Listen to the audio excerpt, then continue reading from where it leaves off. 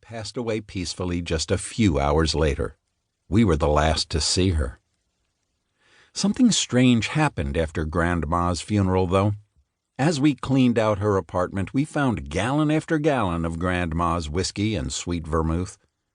And after drinking one too many Manhattan tributes to her, I found myself actually enjoying that gasoline taste.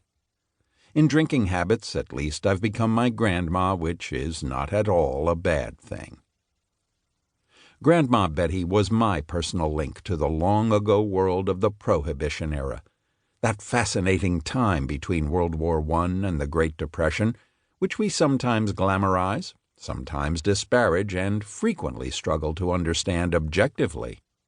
But just as we cannot bracket off my grandmother's upbringing in that era and relegate it to some distant past, neither can we quarantine Prohibition history to some discrete time frame, to be studied in isolation from ongoing social, political, and economic struggles.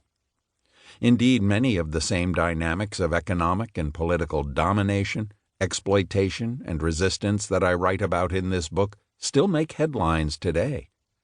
The Sioux tribe of Standing Rock asserting their community's sovereignty against big business backed by the coercive forces of the U.S. government.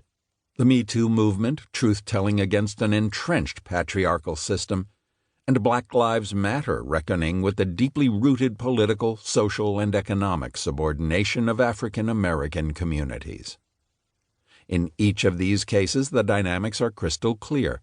Historically marginalized groups, suffering, take it upon themselves to challenge the status quo of traditional power and privilege. In doing so, they force us into the discomfort of confronting the yawning chasm between who we are as a nation and who we imagine ourselves to be.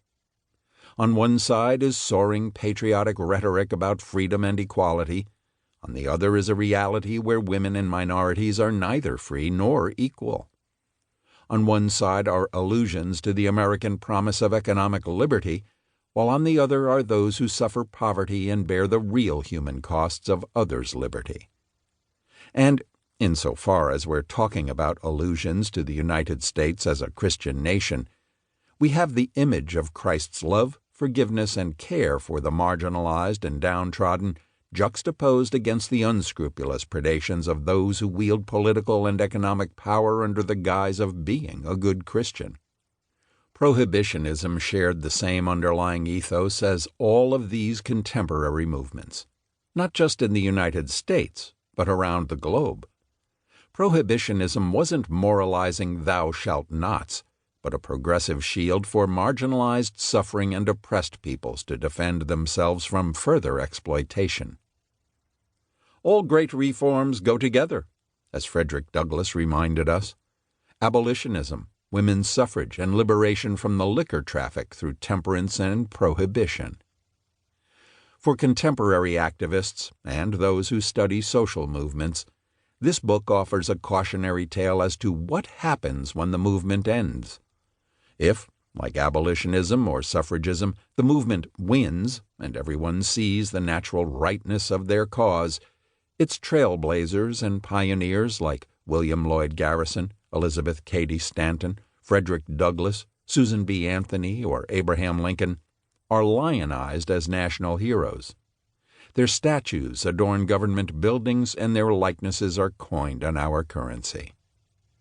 But if the established economic and political powers that be win, as with the 21st Amendment repealing the prohibitionist 18th Amendment, woe be to the reformers' legacies.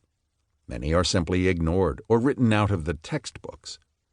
Those who were too well known to be ignored, like Carrie Nation or Wayne Wheeler, are recast as history's villains.